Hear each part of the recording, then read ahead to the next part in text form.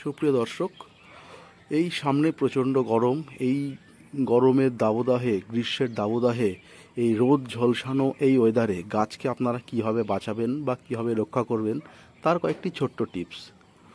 মূলত বন্ধু, প্রথম আমি বলবো সেটা হচ্ছে আপনারা গাছে একটু জল স্প্রে করে গাছকে সুন্দরভাবে স্নান করিয়ে দিন।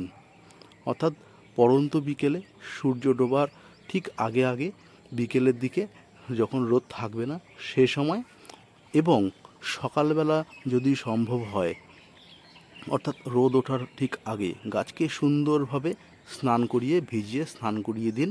তাহলে কিন্তু গাছে আপনার সেই রোদের তীব্রতাটা গাছকে অ্যাটাক কম করবে। নাম্বার 1। নাম্বার 2, এই সময় আপনারা গাছে খুব বেশি পরিমাণে পটাশ বা সালফেট জাতীয় খাবার বেশি দেবেন না। এর যেটুকু প্রয়োজন তার থেকে বরং একটু কম দিন, বেশি দেবেন না, তাহলে কিন্তু গাছের পাতা পুড়ে গিয়ে কিন্তু আরও গাছ মরে যাওয়ার দিকে এগিয়ে যাবে। নাম্বার 3, এই সময় গাছে আপনারা কিন্তু খুব বেশি পরিমাণে খোল পচা জল দেবেন না।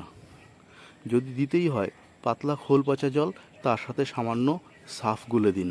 কারণ এই সময় খোল পচা জলে কিন্তু জল থেকে প্রচুর পরিমাণে কিন্তু আপনার ফাঙ্গিসাইডের অ্যাটাক হতে পারে। সেই জন্য আপনারা সেই গাছগুলোকে খুব বেশি পরিমাণে খোল পচা জল দেবেন না।